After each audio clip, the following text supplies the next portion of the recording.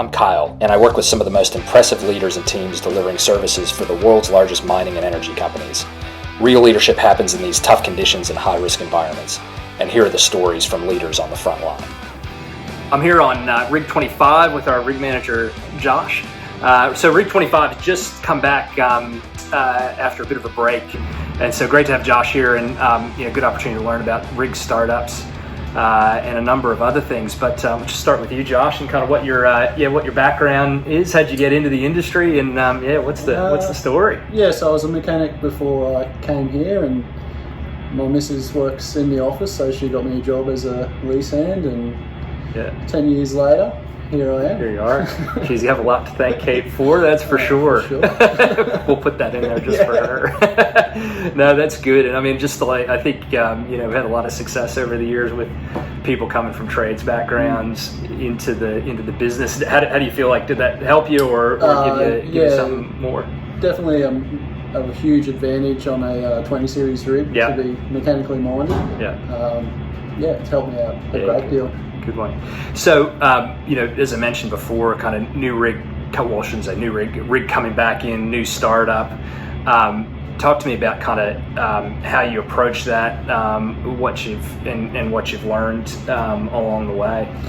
Yeah, so the approach was it was pretty full on. Obviously it's an old rig, but the rig's been working, but just all the other bits of equipment have been sitting around. So it's just pretty much blowing the rust off the old equipment and getting everything back running 100% was the first challenge, and then bringing it to field and having all the crews from all around the place trying to gel is the second challenge. But slowly but surely we're getting there, and things are starting to gel and things are starting to happen. It seems it's not only slowly but surely, but I mean, I think the fact that you guys brought this out, started the rig on the day we told the customer that we were going to start is brilliant and not always achieved. So I think something to be real proud of for sure.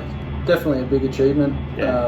From when I first got into the yard and got told of the date, I was very happy that we got it out on time. For sure.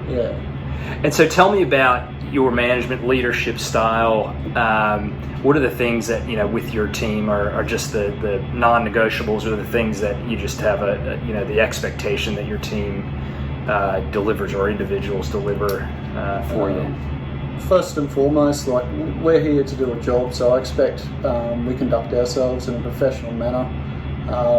The aim of the game is to provide a service for the client, and just in everything that we do, I'll try to reach the level of perfection as much as we can. So just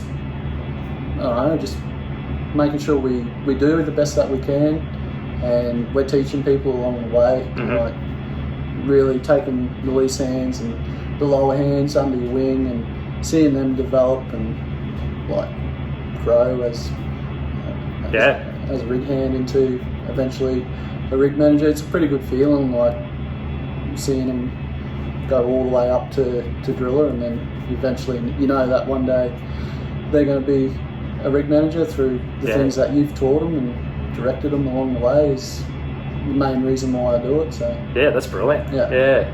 Fantastic. And sort of through your experience, over the 10 years you've been with our business or other places, what are some of the kind of main innovations you've seen come through either recently? And in my mind, innovation can be my mind, we're in the smoko shack. There's always something happening. In my mind, innovation can be relatively a small thing or a massive game changer. What kind of comes to mind? Well, having that opportunity in the yard, I see that they're building a new HPH for the 20 series rig, so that looks pretty cool. Having only worked majority on the 20 series rigs, it's roughly still the same equipment from what it was 10 years ago, but to see new stuff come forward and the HPH and all the MOCs that you can put in and make the rig better. stops you from getting stale and keeps the boys thinking, like, we don't have to do it this way, we can make things easier and innovate. Like, so really seeing them come up with the ideas and putting them into play, and then seeing it actually how easy it is to change a couple of little things here and there. And that's it's a really important part of it. I think it's kind of that incremental, you talk about the 1%ers, you sort of that little change that's going to make that 1% difference, but you do 10 or 20 of those, and all of a sudden you're that much more efficient or safer or whatever you're targeting. So, or both, hopefully. And that's a really good point. Look, man, I truly appreciate you doing this. I know dragging people in front of the cameras isn't always easy, but I think just a great opportunity to, for people to learn things from our managers across the business. And so, thanks a lot. Appreciate it. Thanks, man.